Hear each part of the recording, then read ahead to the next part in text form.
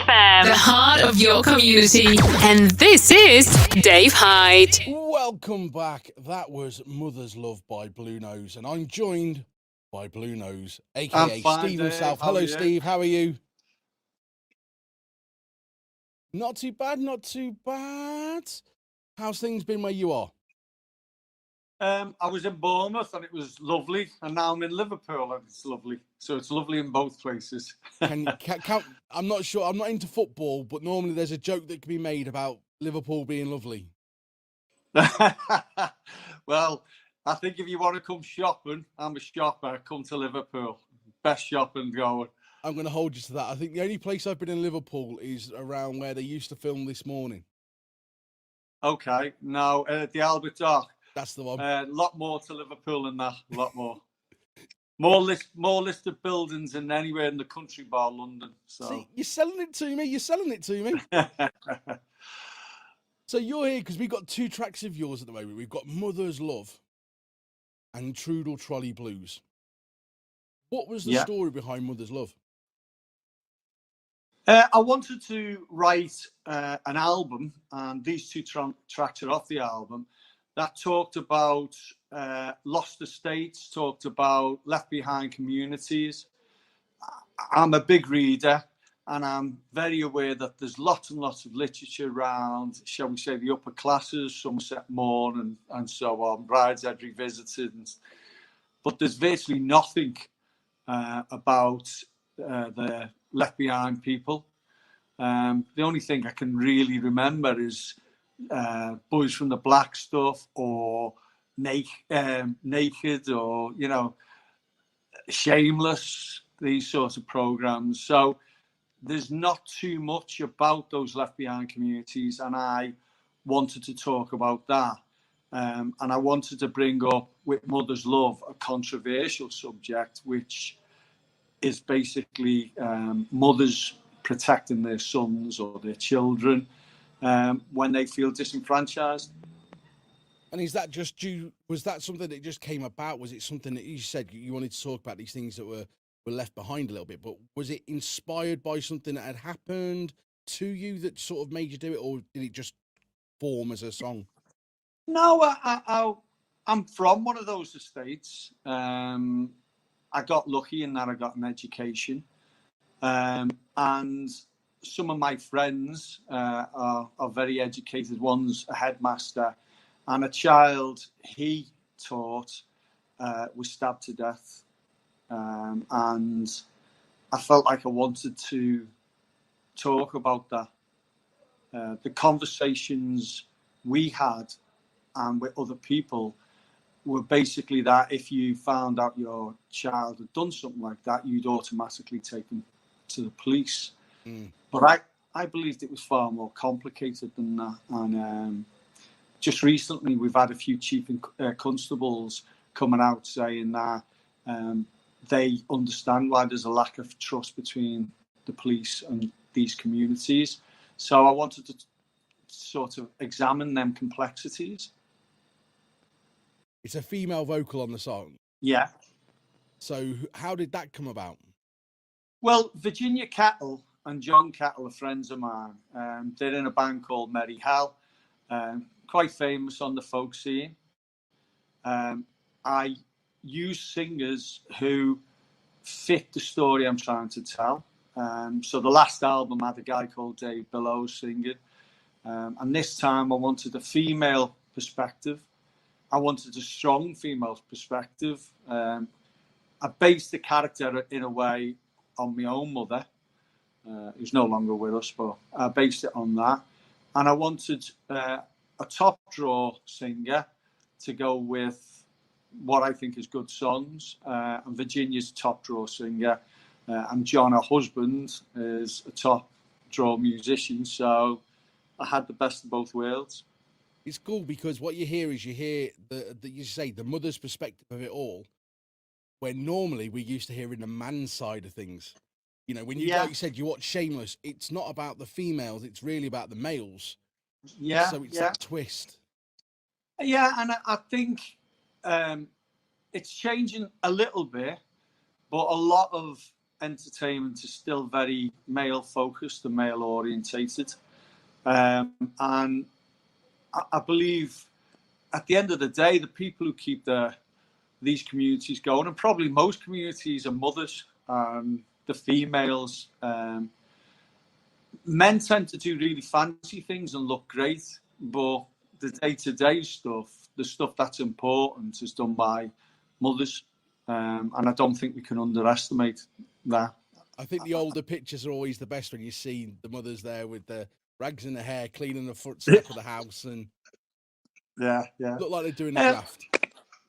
Yeah, and I think, those communities that you're talking about there, they still exist now, and they've probably existed since the medieval period. Individuals who can't break away from that poverty and so on. And, we've got to say, I was a community nurse many years ago, a mental health nurse, and I have to say that nothing's changed from when I was a community nurse, and these communities are still there. And maybe society needs to say, how long can this go on? It's a big subject at the moment as well, isn't it? Mental health and awareness. Yeah. Where if you've got that connection with that as well, that you've got, it's good to talk about it. It's been a cliche for years and years and years. I think one of the things is, I'm a great believer in don't judge anybody till you've walked a mile in their shoes. And I worked a lot with people with substance misuse issues. And one of the things I found is quite often, for example, people who may misuse heroin, they're already struggling with mental illness, and they self-medicate on the heroin. And it's very easy to judge these people and say they've done it to themselves, but the underlying cause is untreated mental health issues. And how long ago was it you were dealing with them sort of issues? 20 odd years ago, so a long time. And it's amazing. 20 years ago, we come forward now 20 years, and it's the same issues, it's the same problems. I'm just fingers crossed it still becomes an open subject that people can talk about. Yeah, and people can be tolerant about. And I think after this lockdown, there's going to be an awful lot of mental illness. I think that's going to move into employment, and it's also going to move into the school system. And I think if society is not tolerant about it, it's going to be pretty horrendous for them people suffering. Totally and utterly agree. I think it's one of the biggest things that we're going to have to fight over this next 12 months. And I think this is where good music comes into play. Songs like Mother's Love or Trundle, Trolley Blues, because it gives you something to hold on to. It raises an issue to ask questions about. Yeah, and that's what I want to do. I don't want one-string answers, because the world's too complicated for one-string answers. That we've got to look in greater depth at the issues, and that's what I've tried to do with these songs. So Trundle, Trolley Blues, how did that come about? Trundle Trolley. I apologise, my fault. It's okay.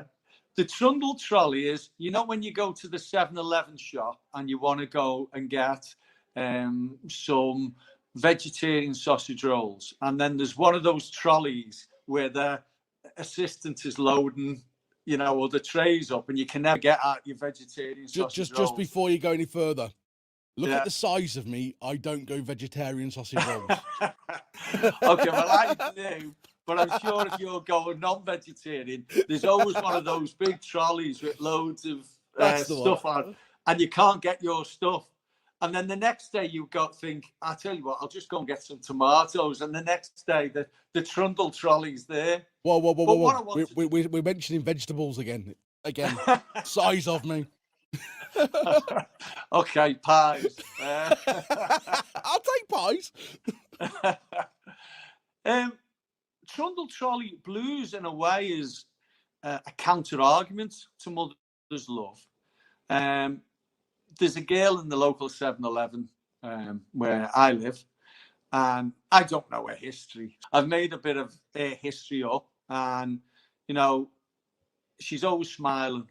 And I started to consider all the arguments about politics and so on. And then I come to the conclusion, there's lots of people who are just blissfully in love and happy. And it doesn't matter the hours they have to do, and it doesn't matter what their politics are. They probably don't care about politics. What they care about is being blissfully in love. And I'm one of the sections of that a song is that her husband doesn't work as much because he's fell from scaffolding and he's got epilepsy now, so he can't really work.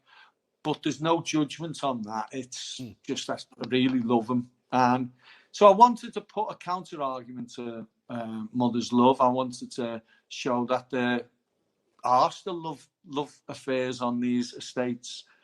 Maybe the lockdown has shown us the value of relationships because we've all been in it to some degree, the same, haven't we? But the thing is, if you've got support of someone who loves you, like as we've seen over the last, 14, 16 months, if you've got someone who loves you next to you, you've got everything. Yeah. I think that's the key thing. That's what I've learned over the last 16 months. I totally agree. And I just love the way I go into this shop, and I might go in early or I might go in late.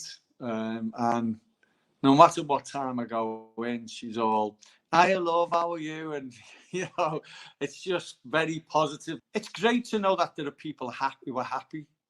We just talked about mental illness, and lots of people are unhappy, but there's still lots of people who are happy in spite of everything. So I wanted to counterpoint the two songs, and I hope people can see both sides. There's value in these estates. I think there's a value in everyone. There's value in people with mental health problems, learning disabilities, substance misuse issues, and your standard person who goes to work from 7 to 11. Those people were sort of left. Nobody talked about them. They talked about nurses. I'm a trained nurse by profession. They talked about nurses and doctors. Nobody talked about the people who went into shops from 7 to 11 and worked and kept us going. So that's what I wanted to do. Everything kept going, and I think that's quite nice that there's that nod of the hat to them, because that's what makes our communities these days. Totally and utterly. And going into somewhere where somebody at 10 o'clock at night, when they work nearly a 15-hour shift, and you're buying a bottle of wine because you've worked hard, and they're making a joke about, "Oh, you got a drinking problem," and it's a bit of a laugh and a joke. The fact that people can still be happy after a 14-hour shift and make you happy is superb. We get where you're coming from when you say that mental illness is something that you need to talk about, and I think that's something that, by giving and lending your voice to something, by giving them 2 tracks out there for people to talk about, people realise that they're not alone. Yeah. When I was a community nurse, you'd go into some house where someone's been left and living on their own, maybe in the house for months at a time with no one going to see them. So if they're already mentally ill, what's that going to do to them? And lockdown, imagine the suffering the old people who were in the house for 9, 10, 11 months went through. So it's great going to the park with the dog and seeing these people. We stand away from each other. We're standing away from each other. But just a conversation about the dogs, was great. And hopefully it helped them a little bit. So the key question for you is, obviously this is a bit of a project you're up to at the moment. Is there more stuff on the way regarding sort of addressing issues? Yeah. The whole album's finished. Virginia sang it. It's mastered. So within a couple of weeks of these singles being out, I'll be releasing it. And the whole album, to some degree, is about these lost estates and left behind communities. It gives a rounded picture of, the lived experiences of these people. As I said, I originally came from one of these estates and I got very lucky. But I still go back to certain pubs on these estates. Bit rough, but I'm known there. And these people are still doing the things they were always doing, and some of them are very happy. And I wanted to write an album that addressed all sides of that, if I possibly could. There's one song, the first song is called "The Lost Estates," and it introduces, the concept of that man who's crashed, or young man who's crashed a motorbike and suffered head injuries. Every estate I've ever been on, there's been some young man who's crashed a motorbike and suffered head injuries. And, I wanted to introduce that concept because I think that's significant as well. No, it sounds like it's going to be a very interesting album, or something that's going to make you think when you're listening to it. Every word's going to have a meaning behind it. Yeah, and hopefully there's some light bits, because there is a lot of light bits, a lot of humour especially. So hopefully there's light bits in that. But as you said, it's to make people think. I want people to think and disagree and say, I don't like that line, because there's some unpleasant lines in it. But I think we've got to be candid and honest about it. Well, I've got something really funny that I like to do with people. They're normally the same questions. Go on. But I've got a couple of extra for you. I've already mentioned one, but we'll go into that in a minute. Because I just say, I don't know football, but Liverpool, who are they? Leicester, Liverpool. Liverpool are the club who made Leicester not get Champions League football. Over my head, that one. All I can tell you is someone mentioned it a few weeks back, something about Leicester FA Cup. It's something I can be, I don't know, sort of be proud of, in commas around my head. So well, let's get into these for you. If you're a Scouser, you've got, you're not allowed back into the country of Scousland if you don't like football. So you have to like football. Yeah, I'm all right. I'm not. I won't be going back soon. Then I'll leave the shopping alone. So here's some quick fire questions for you, okay? Just as quick as you can, and we might delve a little bit deeper. So, are you more into films or music? Music. What is it you love about music? Is there something apart from the writing? And is there performing, recording? Historically, when I was a young man, there was young boy. There was 5 families, all our families who lived in the same sort of street. And I'd go from one house where my grandmother would have Irish Rebel songs on. I'd go to my cousin's house, who were all girls, and they'd have Northern Soul on. I'd go to my house, we had Joy Division on, and a bit of country and western. Another house that had folk, and one that even had punk. So you go around these 5 houses and you were inundated with different styles. That's what I love about music, is the quality and the diversity. And if you're a proper music lover, you can listen to I Love It one minute and Crash the next, and appreciate how good both of them are. So that's what I like about music. I think when music has a good story behind it, that's when you can fall in love with it. Yeah, I love stories. If I was going to be somebody who wrote literature, I'd be a Stephen King or a Dickens. I love stories, and they're great story writers. So I like to write stories. I don't want to be ambiguous. I want to be pretty clear. I've got ideas I want to look at, and I want people to be able to see those ideas. But nothing in the world, you can feel as down as you want. Poor Friday, I'm a love, as you're driving home in the sun, and you're going to smile. Of course you are. Of course you are. Would you rather appear in Game of Thrones or Harry Potter? Game of Thrones. How long do you think you'd last? Well, how long do you think you'd... Within 10 minutes, I'd be gone. Yeah, I think we've all said the same thing. Would you rather be on a tour bus or in a hotel when on tour? Tour bus, yeah. I don't mind slumming it a little bit.